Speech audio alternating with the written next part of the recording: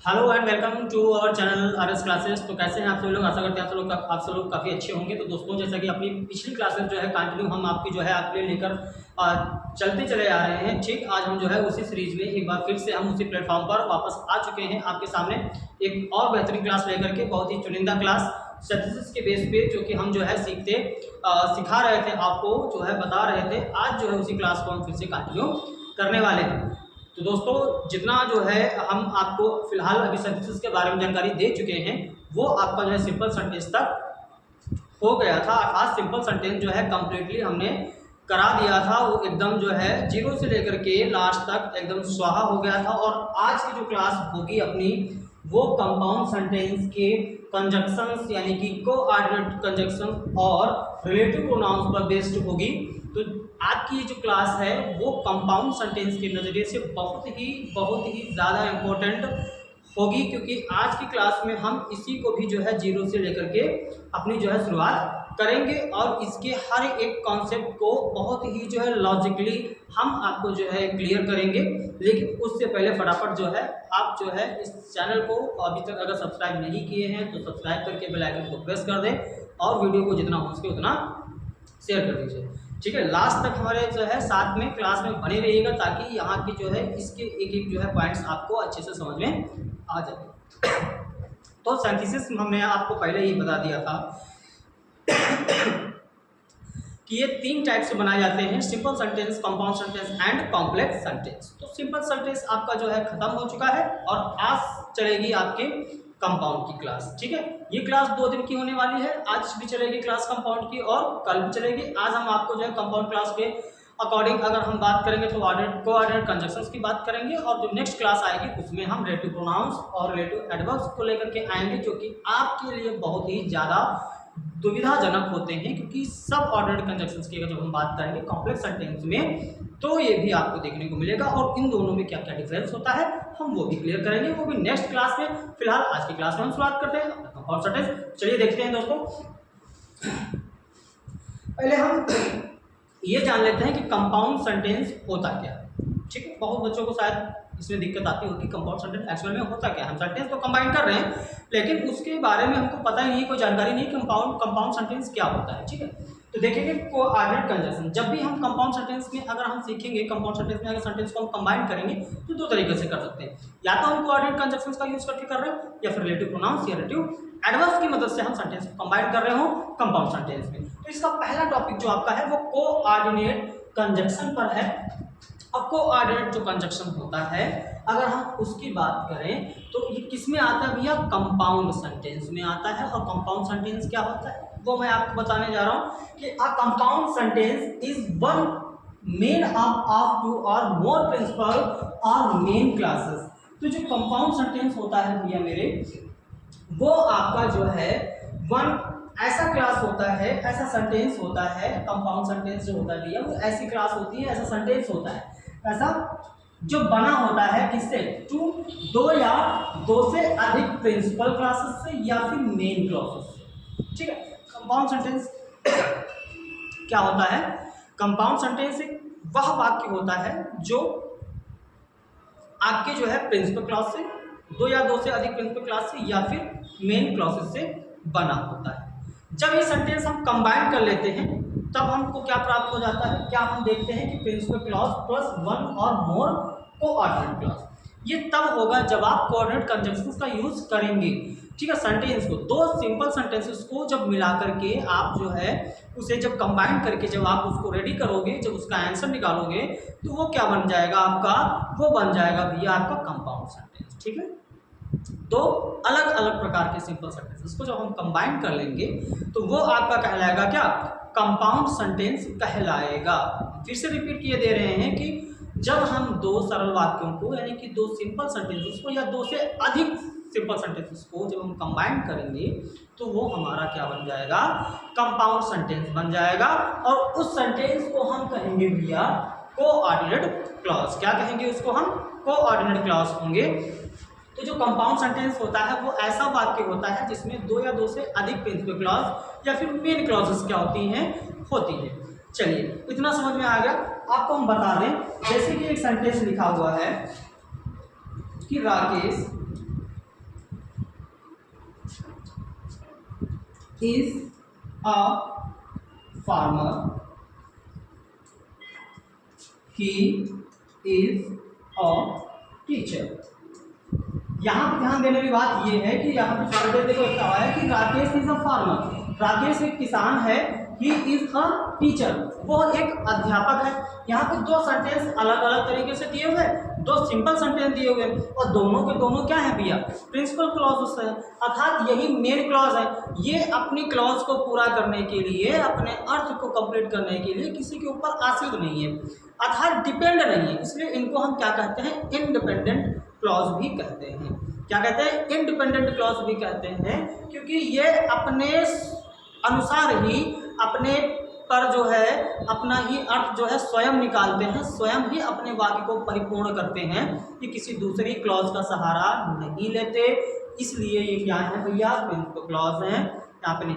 अब इसको हम क्या करेंगे, इसमें एक जो क्लॉज होगी हम उसको प्रिंसिपल बना देंगे और दूसरी क्लॉज को हम क्या बना देंगे, कोऑर्डिनेट बना देंगे, जैसा कि आपके सामने लिखा हुआ है कि प्रिंसिपल क्लॉज प्लस वन और मोर कोऑर्डिनेटेड क्लॉजेस। ठीक है, अब जब इसको आप कंबाइन करोगे, जब आप इसको कंपाउंड सेंटेंस में कंबाइन करोगे तो आपको पता क्या करना होगा, आपको सिंपली करना होगा कि Rakesh is a farmer and a teacher. Rakesh जो है वो क्या है, एक किसान और एक अध्यापक है। इस तरीके से क्या करेंगे, सेंटेंस को हम कंबाइन करेंगे। ये जो सेंटेंस दिया हुआ है ये आपका क्या है, कोऑर्डिनेट क्लॉज है। क्या है भैया, कोऑर्डिनेट क्लॉज, क्योंकि जब तक ये अलग अलग थे, प्रिंसिपल क्लॉज थे, मेन क्लॉज थे, जब इसको हमने कंबाइन किया तो हमने क्या करा, एंड नामक कंजक्शन जो कि कोऑर्डिनेट कंजक्शन होता है उसको हमने इसमें जो है लगा करके इस दोनों क्लॉजेस को आपस में कंबाइन कर दिया, जिससे ये क्या हो गया, आपका कोऑर्डिनेट क्लॉज हो जाएगा। इतना भैया आपको समझ में आ गया ना। चलिए अब हम आपको बताते हैं कि कंजक्शंस को हम किस तरह से डिफाइन कर सकते हैं, कंजक्शंस को हम किस तरह से रिफर कर सकते हैं। तो भैया मेरे, हम अगर हम बात करें तो कंजक्शन जो होते हैं वो आपके तीन टाइप के होते हैं। कंजक्शन जो आपके होते हैं वो तीन प्रकार के होते हैं। पहला आपके सामने दिया हुआ है कोऑर्डिनेट कंजक्शन, और दूसरा आप जो कि आप कॉम्प्लेक्स सेंटेंस में पढ़ोगे सब ऑर्डिनेट कंजक्शन, और तीसरा आपका होता है कोरिलेटिव कंजक्शन। ठीक है, जब भी हम कंपाउंड सेंटेंस की हम बात करेंगे तो हम किस कंजक्शंस का यूज करेंगे, किन किन कंजक्शंस का यूज करेंगे, वो सब क्या होंगे, कोऑर्डिनेट कंजक्शंस के ग्रुप में आएंगे। ठीक है, तो अब हम आपको बता दें कि कोऑर्डिनेट कंजक्शंस आपके जो होते हैं वो कितने टाइप के होते हैं। जो कोऑर्डिनेट कंजक्शन होगा, ठीक है, कोऑर्डिनेट कंजक्शन होते हैं वो भैया मेरे चार प्रकार के होते हैं। कितने प्रकार के होंगे, चार। इसका जो फर्स्ट टाइप होता है वो होता है कम्युलेटिव, दूसरा आपका होता है एडवर्सेटिव, तीसरा आपका होता है अल्टरनेटिव, एंड चौथा आपका होता है रिलेटिव।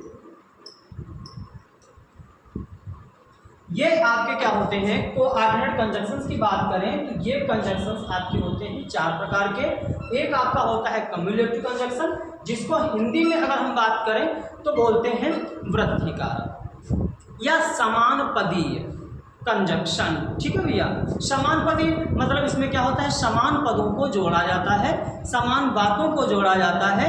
या वृद्धिकारक होता है कि ऐसा कंजक्शन जो किसी के गुणों या अवगुणों में वृद्धि करने पर लगाया जाता है। जैसे कि हमने बोला कि you are lazy, you are coward, तुम आलसी हो, तुम कायर हो। तो पहले तो हमने कहा कि तुम आलसी हो, ठीक है, पहले मैंने कहा कि तुम आलसी हो, ये आपका एक अवगुण है। अब हमने क्या किया, इस अवगुण में आपका एक अवगुण और जोड़ दिया, उसमें वृद्धि कर दी, और हमने आपको कहा कि तुम आलसी और क्या हो, कायर इंसान हो। ठीक है, तो ये आलसी और कायर, देखो आलसी एक अवगुण होता है, इसमें हमने एक और अवगुण जोड़ दिया, वृद्धि कर दी उसमें ना इसके अवगुण में, तो ये क्या हो जाएगा, वृद्धिकारक हो जाएगा। तो समानपदी हो जाएगा। समानपदी बोले तो कि अगर आपका अवगुण है तो उसके साथ अवगुण आएगा, अगर आपका कोई इसमें क्वालिटी है, कोई गुण है तो उसके साथ हम गुड को ऐड करेंगे, क्वालिटी को दिखाएंगे। You are smart and you are intelligent, ये दोनों क्या है, समान पद है। स्मार्ट और इंटेलिजेंट दोनों समान पद है। इधर आपका अगर बात करें लेजी एंड कावर्ड, ये दोनों समान पद है। इन दोनों को जोड़ने के लिए हमको किसका यूज करना पड़ेगा, जिन कंजक्शंस का यूज करना पड़ेगा। चलिए देखते हैं किन कंजक्शन का यूज करना पड़ेगा। अगर कम्युनिटी की बात करें तो इसमें आप क्या करेंगे, एंड का यूज कर सकते हैं, ठीक है। इसमें आप बॉथ डॉट डॉट का यूज कर सकते हैं, बॉथ डॉट डॉट एंड का यूज कर सकते हैं। क्लियर।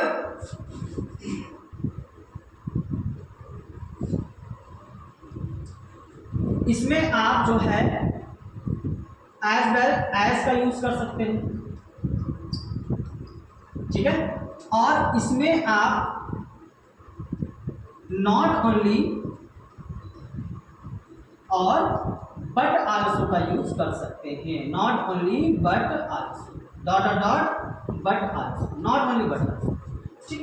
इन चार कंजक्शंस का यूज आप किसमें करेंगे, समान पदीय कंजक्शंस में या वृद्धि कारक कंजक्शंस में आप इन कंजक्शंस का यूज करेंगे, जैसे कि and, both dot dot and, या एज वेल एज, या फिर not only but also. Clear. अगर हम यहाँ पे एडवर्सेटिव की बात करें भैया मेरे, एडवर्सेटिव की मैं बात करूँ तो इस चीज पे जरा गौर देंगे कि एडवर्सेटिव में आपको क्या करना होगा। एडवर्सेटिव जो आपका विरोध बताता है उसमें आप यट लगा सकते हैं, उसमें आप बट लगा सकते हैं, उसमें आप स्टिल लगा सकते हैं, इसमें आप वाइल लगा सकते हैं, और इसमें आप वेरियाज भी लगा सकते हैं, ठीक है। Yet but still and while का यूज आप करेंगे, किसमें करेंगे, एडवर्सेटिव। इसका मतलब होता है हिंदी कि विरोध बताने वाले कंजक्शन, ठीक है। ये क्या करेंगे, ये ऐसे कंजक्शन, इनमें इस तरह के कंजक्शन का यूज होता है जिसमें जो है दो अलग अलग गुण या अवगुणों का यूज किया जाता है। जैसे कि मैंने बोला कि I am smart, I am lazy, मैं स्मार्ट हूँ, मैं आलसी हूँ। तो अब देखिए स्मार्ट कहाँ है और आलसी कहाँ है, ये दोनों एक दूसरे के क्या है, विपरीत होते हैं। एक दूसरे के देखा जाए तो विरोध करने वाले वर्ड होते हैं, क्योंकि इसमें एक पॉजिटिव सेंस दे रहा है और एक नेगेटिव सेंस दे रहा है। कहने का मतलब एक सकारात्मक विचार है और एक नकारात्मक विचार है, एक अच्छी चीज है और एक बुरी चीज है। तो जहां पर अपोजिशन आप देखेंगे क्या होगा, अपोजिट वर्ड होंगे एक दूसरे के, वहां पर आप इसका यूज करोगे यट बट एंड वाइल का यूज करोगे। अगर हम बात करें अल्टरनेटिव, तो अल्टरनेटिव का मतलब होता है भैया विकल्प बताने वाले। क्या बताने वाले, विकल्प। जो आपके सामने विकल्प दे, जो आपके सामने चुनाव रख दे, मतलब क्या होता है कि चुनने पर मजबूर कर दे, या आपको जिनमें चुनाव करना पड़े, ऐसे विकल्प जिसमें आपको जो है क्या करना पड़े भैया, चुनाव करना पड़े कि इसमें से आपको सिर्फ यही काम करना है, इसमें से आपको सिर्फ वही काम करना है, इसमें से आपको सिर्फ यही लेना है। जहां पर विकल्प आपके सामने आ जाएंगे वहां पे आप अल्टरनेटिव कंजक्शंस का यूज करेंगे।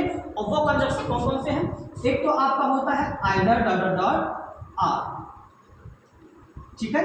दूसरा आपका होता है नाइदर डॉट डॉट नॉट। तीसरा आपका होता है और एक और होता है अदरवाइज, ठीक है। और आपका होता है अदरवाइज। तो ये चार कंजक्शन है, आइदर और, नाइदर नॉर, और या फिर अदरवाइज। आइदर और का मतलब होता है या तो ये या तो वो, अर्थात दो में से कोई एक, या तो पहला वाला या बाद वाला। नाइदर नॉर का मतलब होता है ना तो ये ना तो वो, अर्थात दोनों में से कोई भी नहीं, ना तो पहला वाला ना ही बाद वाला। और की बात करें तो और का मतलब होता है अथवा अन्यथा, और अदरवाइज का मतलब होता है अथवा या अन्यथा। इन दोनों में हम कोई भी कंजक्शन लगा सकते हैं। अब हम बात करेंगे इलेटिव की, जो नंबर आता है आपका 4th कंडीशन पे। चौथे नंबर पे जो आपका आता है वो आता है इलेटिव, और इसका मतलब होता है परिणाम बताना। ये क्या बताएगा भैया, परिणाम बताएगा, अर्थात ये आपको रिजल्ट देगा। क्या देगा, रिजल्ट। जहां पे आपको परिणाम का बोध हो, जहां पे आपको लगे कि इसमें रिजल्ट मिल रहा है, तो वहां पे आप इलेटिव कंजक्शंस का यूज करेंगे। और इलेटिव जो कंजक्शन होते हैं वो कौन कौन से होंगे भैया मेरे, सो हो सकता है, सो होता है, हेंस होता है, देंस होता है, और देयरफॉर होता है। इन चारों का सेंस होता है इसलिए। तो सो, हेंस, देंस एंड देयरफॉर ये जो चारों आपके कंजक्शंस हैं ये आपके जो है परिणाम बताने वाले शब्दों को जोड़ता है, और अल्टरनेटिव जो होता है वो विकल्प बताने वाले सेंटेंसेस को जोड़ता है, एडवर्सेटिव जो होता है वो विरोध बताने वाले सेंटेंसेस को आपस में जोड़ता है, और जो कम्युलेटिव कंजक्शन होते हैं वो वृद्धि करने वाले सेंटेंसेस को आपस में जोड़ता है, अर्थात समान पदों को आपस में जोड़ता है। इतना क्लियर हो भैया? अगर इतना क्लियर आ गया तो फटाफट इसको नोट कर लीजिए, इसके स्क्रीनशॉट ले लीजिए भैया, आप इसको बाद में भी नोट कर सकते हैं, मैं हट जाता हूँ सामने से, आप इसको फटाफट जो है नोट कर लीजिए।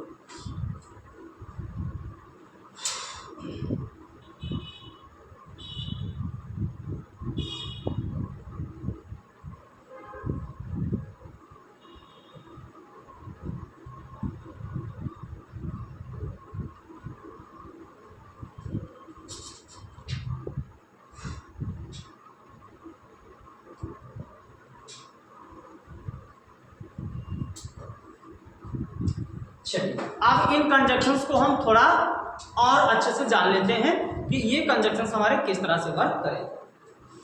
चलिए सेंटेंस के माध्यम से देखते हैं। जैसे हमने अगर बात की है कम्युलेटिव कंजक्शन की, अगर हमने बात करी है कम्युलेटिव कंजक्शंस की तो ध्यान देंगे कम्युलेटिव कंजक्शन। अब हम इसमें भी आपको बता रहे हैं, देखो सेंटेंस में हम आपको बता रहे हैं इसमें कि Ravi is a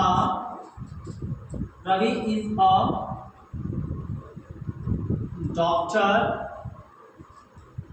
he is a father. एक सेंटेंस ये हो गया। एक सेंटेंस ये और दे रहा हूं मैं कि you are smart, you are intelligent.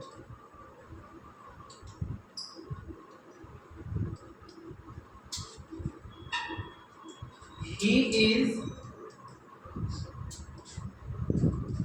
Lazy, he is weak। ये तीन सेंटेंस आपके सामने दिए हुए हैं और एक बेस करते हैं किस पे? कम्युलेटिव कंजक्शंस पे। तो सिंपल सी बात है, हम यहाँ पे जो है 4 प्रकार के जो कंजक्शन बताए हम उसका यूज कर सकते हैं। पहले देखेंगे सेंटेंस क्या कह रहा है, Ravi is a doctor, he is a farmer. Ravi एक डॉक्टर है, वह एक किसान है। तो रवि जो है डॉक्टर के साथ साथ क्या है? किसान है। तो आप क्या करेंगे, इसके जो कंजक्शंस हमने आपको बताए हैं आप उन कंजक्शंस का यूज यहाँ पे करेंगे। जैसे कि हम यहाँ पे यूज कर लेते हैं एंड का, तो Ravi is a doctor and a teacher. Ravi doctor और एक किसान है, सॉरी टीचर यहाँ पे फार्मर आया है। तो एंड का यूज हमने कर लिया यहाँ पे। अगर सेकेंड सेंटेंस की बात करें तो you are smart and you are intelligent. हमने बोला था कि दो एक समान पदों को जोड़ेगा ये, या फिर आपके गुणों या अवगुणों में वृद्धि करेगा, और तब हम इन कंजक्शंस का यूज कर पाएंगे। तो यहाँ पर अगर हम बात करें तो तुम स्मार्ट हो और तुम इंटेलिजेंट हो, तुम होशियार हो, तुम अच्छे हो और बुद्धिमान हो, अगर हम ऐसी बात करें तो दोनों भैया आपके क्या है? एक समान पदी गुण है। यहाँ पे दोनों गुण हैं आपकी, अच्छाइयाँ हैं, तो दोनों को जोड़ेंगे। किससे जोड़ेंगे? एंड से जोड़ सकते हैं। आप नहीं एंड लगाना चाहते तो आप बॉथ डॉट डॉट एंड लगा दो। आप नहीं बॉथ डॉट डॉट एंड लगाना चाहते हैं आप एज वेल एज लगा दो। आप ये भी नहीं लगाना चाहते हैं तो आप नॉट ओनली मेथड का यूज कर सकते हैं। ठीक है, कैसे कर सकते हैं ये देखिए, you are not only smart but also intelligent। तुम केवल स्मार्ट ही नहीं बल्कि इंटेलिजेंट भी हो। तुम केवल स्मार्ट ही नहीं बल्कि इंटेलिजेंट भी हो। हमने यहाँ पे किसका यूज करा है? हमने यहाँ पे यूज किया है not only dot dot but also का। ठीक है भैया मेरे। अगला सेंटेंस देखते हैं, ही is lazy, he is weak. तो आप यहाँ पे देखेंगे कि वह आलसी है, वह दुष्ट है, दोनों अवगुण हैं, दोनों एक समान वाले पद हैं, तो इनको आप किससे जोड़ेंगे? एंड से, not only but also, as well as, या फिर बॉट डॉट डॉट एंड से जोड़ सकते हैं। हम यहाँ पे जोड़ेंगे बोथ से, ही इज बोथ, वह दोनों है लेजी एंड वीक। ठीक है भैया मेरे। अगर आप चाहते हैं एज वेल से जोड़ना तो आप इसको एज वेल से भी जोड़ लीजिए भैया मेरे, आप इसको एज वेल से भी जोड़ लीजिए। He is lazy, he is lazy as well as weak, तो आप इसको भैया ऐसे भी जोड़ सकते हैं। तो इस तरीके से आप क्या करेंगे, कम्युलेटिव कंजंक्शंस के जो सेंटेंसेस होंगे आप कंबाइन कर सकते हो बहुत ही आसानी से, बिना किसी दुविधा के। तो यहाँ पे हमने एंड लगाया, यहाँ पे हमने नॉट ओनली बट आल्सो लगाया, यहाँ पे हमने बॉट डॉट डॉट एंड लगा दिया, और यहाँ पे हमने एज वेल एज का भी उपयोग कर दिया। मतलब चारों कंजंक्शन हमने आपको इसमें जोड़ करके बता दिए कि किस तरह से आपको कंबाइन करना है। ठीक है, अब हम चलेंगे दूसरे अपने कंजंक्शंस की ओर, जो कि आपका नंबर है किसका? एडवर्सेटिव का। ठीक है, जो कि आपका एडवर्सेटिव का नंबर है।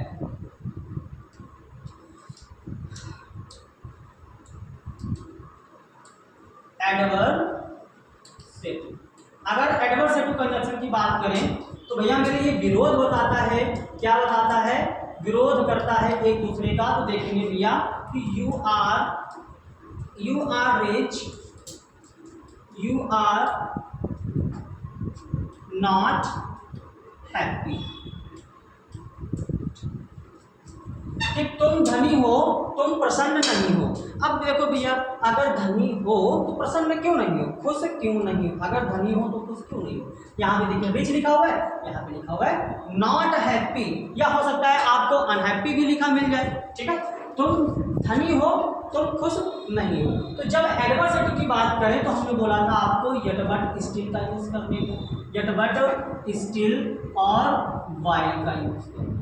ठीक है, इन कंजंक्शंस का यूज आप कर सकते हो। अब हम क्या करेंगे, जब कंबाइन करेंगे तो इसमें ऐड करेंगे you are rich but you are not happy. ठीक है, तुम धनी हो लेकिन तुम खुश नहीं हो, तुम धनी हो, तुम अमीर हो लेकिन खुश नहीं हो। वही दूसरा सेंटेंस ले लें कि he is poor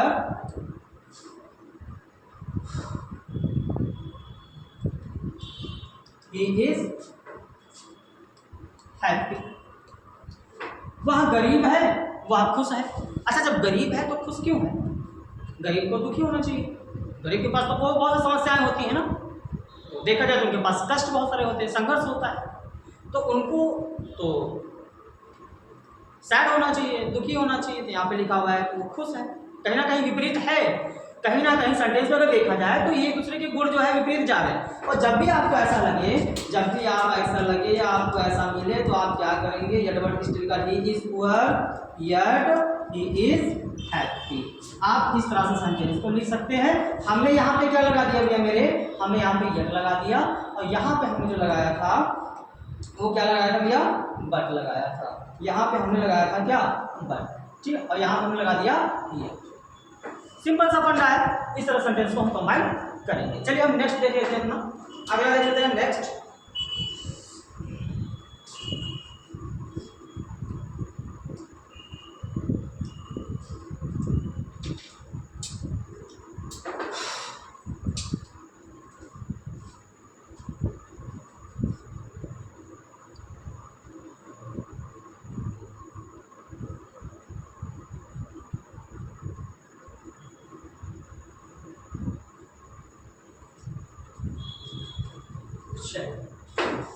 तो जो अगला अपना है वो क्या है, alternate.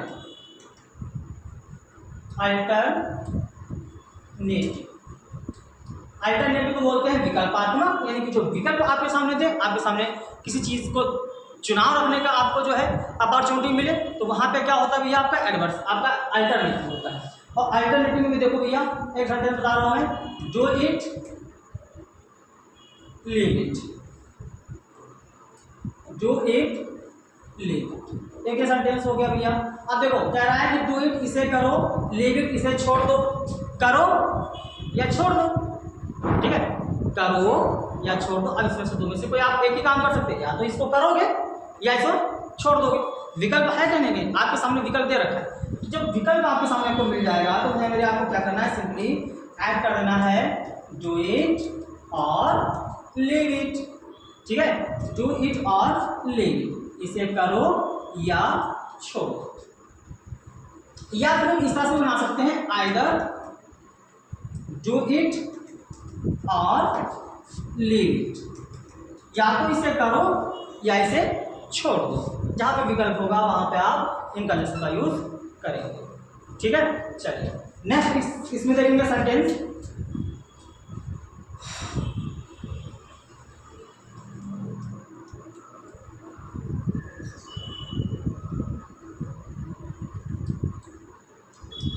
Help me, you will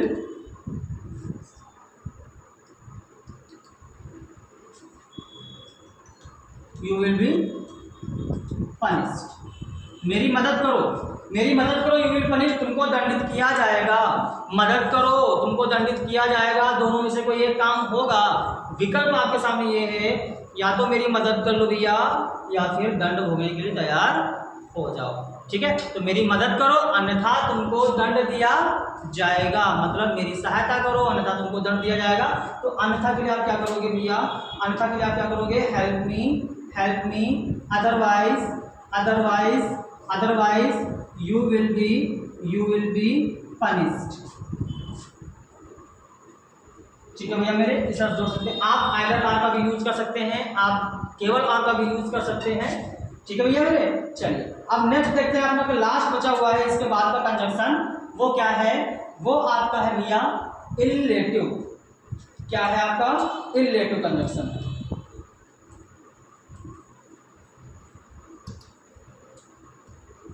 इललेटिव conjunction ये क्या बताते हैं, ये बताते हैं भैया परिणाम, ये बताते हैं परिणाम। ये क्या देंगे, रिजल्ट देंगे। और जब आपके सामने रिजल्ट होगा, परिणाम होगा, किसी भी क्रिया का रिजल्ट आपको मिलेगा, तो वहां पे आप कंजंक्शंस का यूज करेंगे, सो हेंस, देंस या फिर देयर फॉर। चलिए ठीक है, आप देखते हैं सेंटेंस। यहाँ पे सेंटेंस आपका कुछ इस तरह से होगा, he is ill,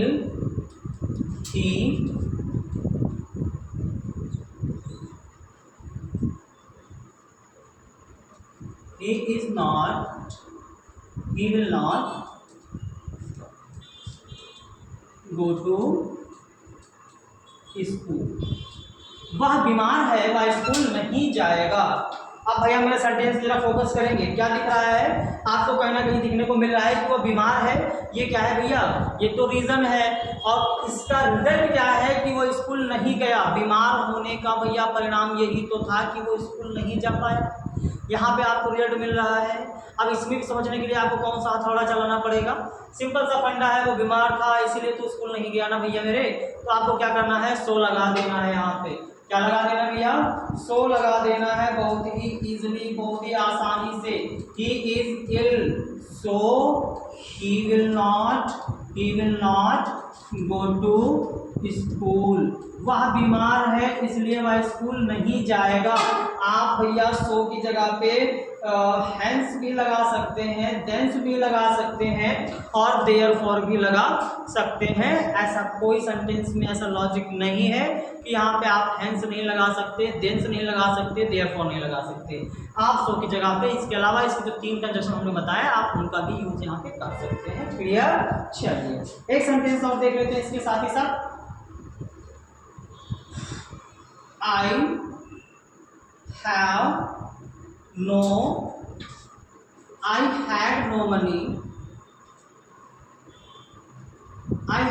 no money।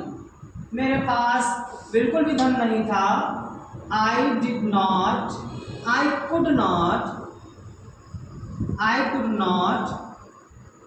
buy a car। मेरे पास बिल्कुल भी धन नहीं था, पैसा बिल्कुल भी नहीं था, तो आई could not by a car, मैं गाड़ी नहीं खरीद सका।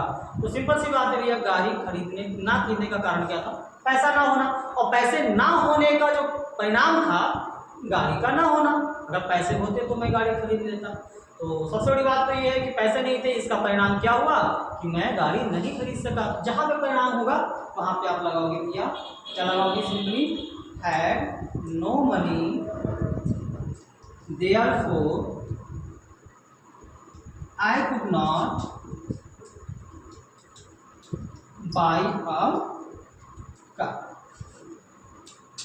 तो इस तरीके से आपके चारों कंजक्शन जो कि आपके कोऑर्डिनेट कंजक्शन में आते हैं, cumulative, adversative, elective and alternative, ये चारों के चारों हमने बहुत ही आपको जो है बेसिकली एकदम बेसिक तरीके से समझा दिया है, बता भी दिया है, ताकि आगे जो एक्सरसाइज हम करवाने वाले हैं, जो कॉम्बिनेशन हम दो सेंटेंसेस का करने वाले हैं, जो उनको कंबाइन करने वाले हैं, उसमें आपको कोई समस्या ना आए, इसलिए हमने आपको ये चीज़ आपको पहले ही बता दी ताकि आप आगे आपको कोई दुविधा ना हो। तो चलिए अब हम क्या करेंगे, सिंथेसिस में कंपाउंड सेंटेंस को क्या करते हैं भैया, दो सिंपल सेंटेंसेस को कंबाइन करके एक कंपाउंड सेंटेंस कैसे बनाते हैं, अब हम वो दिखाते हैं आपको। ठीक है भैया मेरे, चलिए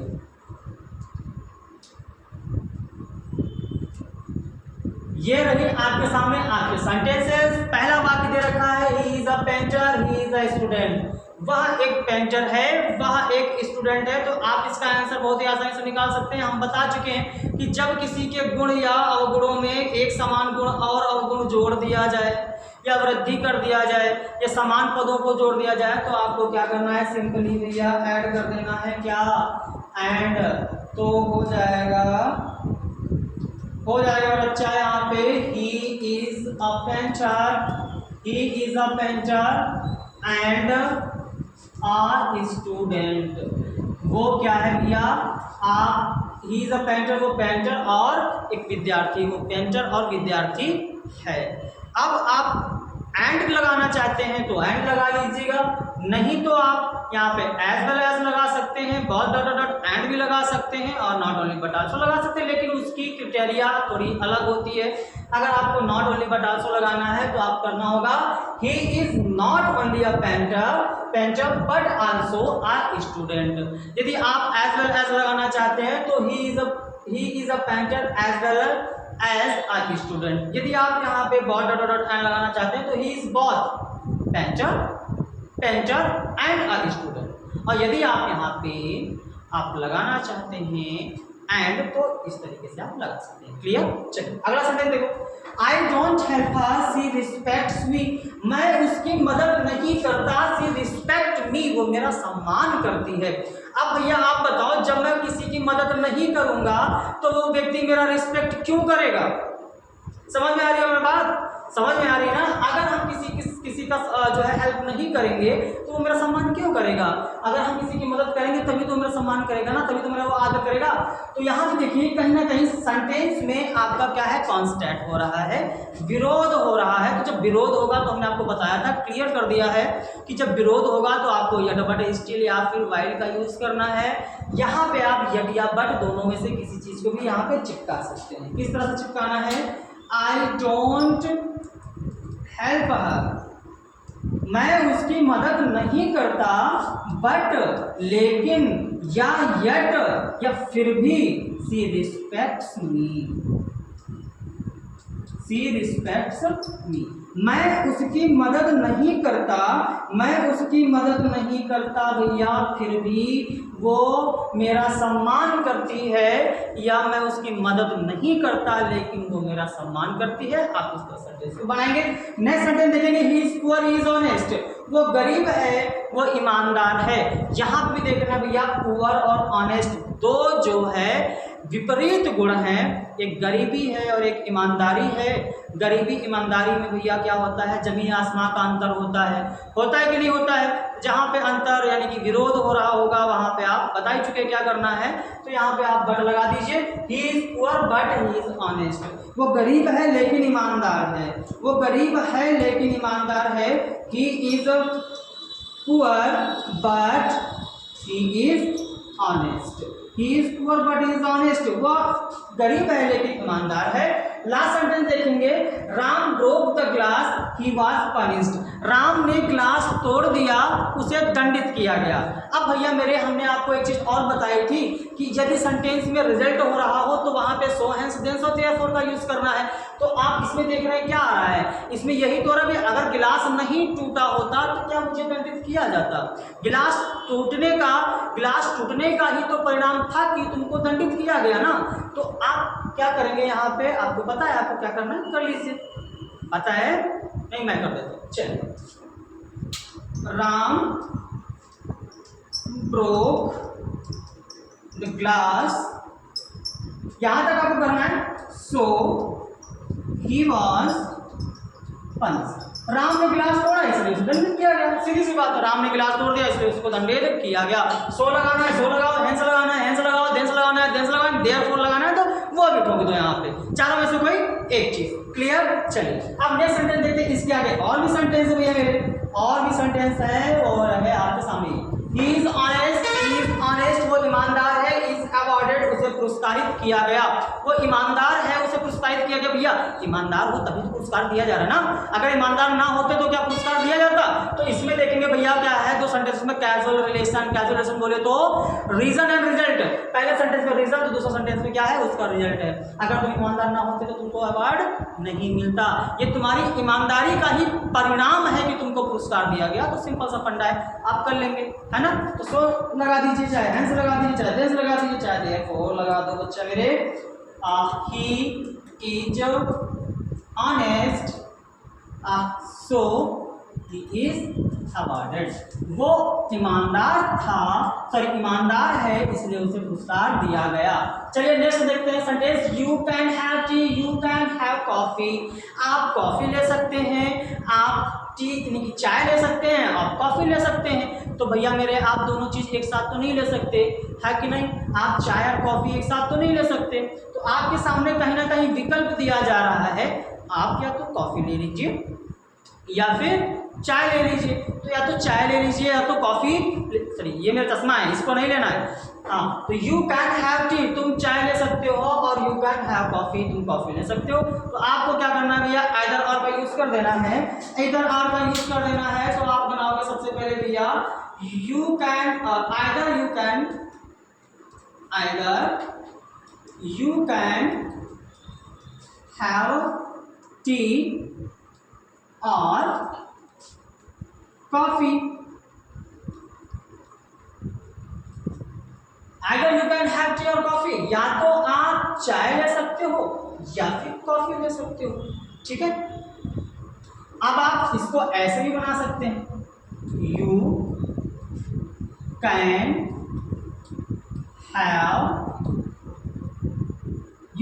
हैव टी और कॉफी। आप सेंटेंस को ऐसे भी बना सकते हैं लला, और आप इसको ऐसे बना सकते हैं, ठीक है बच्चा। चलिए नेक्स्ट सेंटेंस देखते हैं। Write the answer, you will not get good marks. उत्तर लिखो, आंसर दो, जवाब दो। You will not get good marks, तुमको अच्छे नंबर नहीं मिलेंगे। और भैया अगर अच्छे नंबर लिखोगे, सॉरी अच्छा सा उत्तर दोगे, सही सा उत्तर दोगे तो आपको अच्छे नंबर मिलेंगे ना। तो दोनों में से आप एक ही काम करोगे, अगर आप अच्छा लिखोगे तो ही तो नंबर मिलेंगे, अच्छा नहीं लिखोगे तो नहीं मिलेंगे ना। तो दो में से कोई एक काम होगा। तो आप क्या करोगे, right the answer, otherwise you will not get good marks। Clear है? चलिए उत्तर दीजिए, अन्यथा तुमको अच्छे नंबर नहीं मिलेंगे। या तो आप उत्तर दो या अपने नंबर खो दो, दो में से कोई एक काम हो सकता है भैया। तो जब दो में से कोई एक काम होगा, विकल्प होगा, तो अदरवाइज लगाओगे। आप यहाँ पे और भी लगा सकते हैं, ठीक है। चलिए, don't make a noise you will be punished. आवाज मत करो, तुमको दंडित किया जाएगा। आवाज मत करो, तुमको दंडित किया जाएगा। यदि तुम आवाज करोगे तो तुमको दंडित किया जाएगा, ठीक है भैया। इसलिए आपको क्या करना है, तो आपको इसमें से एक ही काम करना है। आप दोनों तो काम करोगे नहीं ना, बताओ करोगे दोनों काम एक साथ, बताइए। आप अगर आपको देखो डोंट मेक अ नॉइस, आवाज मत करो, तो अगर आप आवाज करोगे तो दंडित होना पड़ेगा। ठीक है, don't make a noise otherwise you will be punish, आवाज मत करो अन्यथा तुमको दंडित किया जाएगा, या तुमको दंडित किया जाएगा। तो आप और भी लगा सकते हैं, तो सिंपली आप क्या बनाओगे, डोंट मेक अ नॉइस और you will be punished। Clear है? चलिए क्लियर है तो भैया, क्लियर है ना? क्लियर है तो एक भैया लाइक जरूर कर देना क्लास को, वीडियो को फटाफट, और शेयर करना बिल्कुल भी मत भूलना, जितना हो सके उतना शेयर कर दीजिएगा। चलिए इसके आगे सेंटेंस देख लेते हैं एक बार, इसके आगे के सेंटेंस देख लेते हैं। आप फटाफट इनके आंसर स्क्रीनशॉट ले लेंगे, स्क्रीनशॉट ले लीजिएगा भैया। चलो, you may not go home, you may not go to school, तुम घर नहीं जा सकते, तुम स्कूल नहीं जा सकते। तो याद करिए वो पल जब मैंने आपको बताया था कि जब दोनों में से कोई काम नहीं होगा तो वहां पे नाइदर नॉर का यूज करना होगा। दोनों में से यहाँ पे कोई भी काम नहीं हो रहा है, ना तो पहला वाला ना बाद वाला। तुम घर भी नहीं जा सकते, तुम स्कूल भी नहीं जा सकते, सिंपल सा फंडा। दोनों में से कोई काम नहीं होना है तो क्या करना है, नाइदर नॉर का यूज करना है। जब दोनों में से कोई काम नहीं होना है तो नाइदर नॉर का यूज करना है। किस बात का डर है भैया, किस बात का डरना है? तो आपको क्या करना है, आपको क्या करना है भैया, नाइदर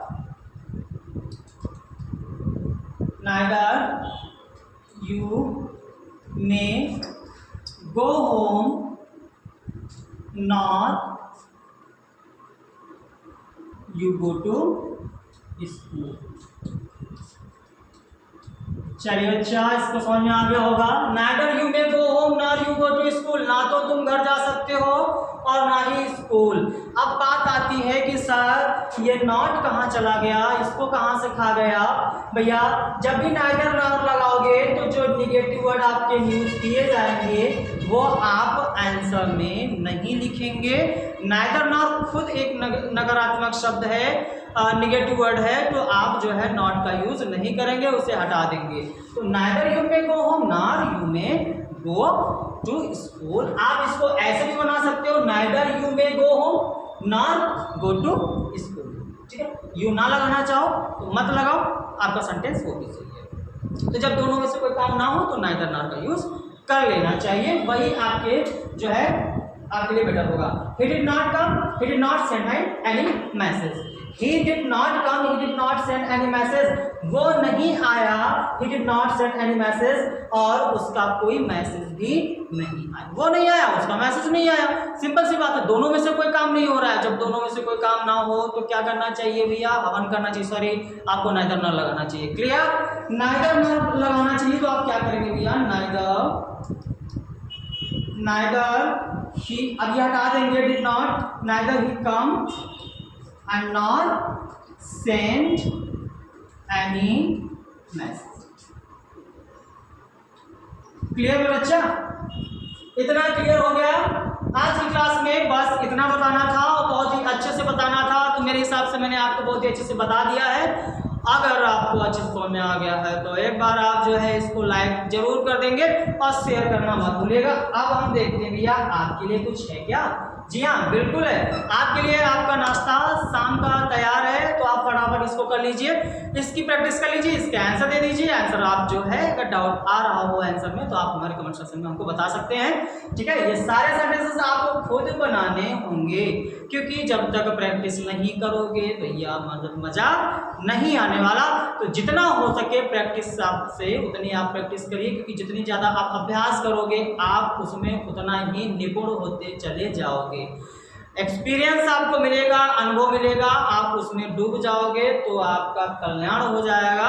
किसी की आंखों में डूबने का मतलब खत्म है भैया, तो आपको इसमें डूबना पड़ेगा। राइट, चलिए अब हम अपनी क्लास को यहीं पे वाइंड अप करते हैं, फिर अपनी क्लास में अगली क्लास में मिलेंगे किसके साथ, रिलेटिव प्रोनाउंस और रिलेटिव एडवर्ब के साथ में। तब तक के लिए मौज करिए, अच्छे से पढ़िए और प्रैक्टिस भी करते रहिए, क्योंकि ये बहुत ही आवश्यक है आपके टारगेट के लिए, आपके यूपी बोर्ड के हाईएस्ट मार्क के लिए। तब तक के लिए आपका बहुत बहुत धन्यवाद क्लास देखने के लिए। चलिए, धन्यवाद।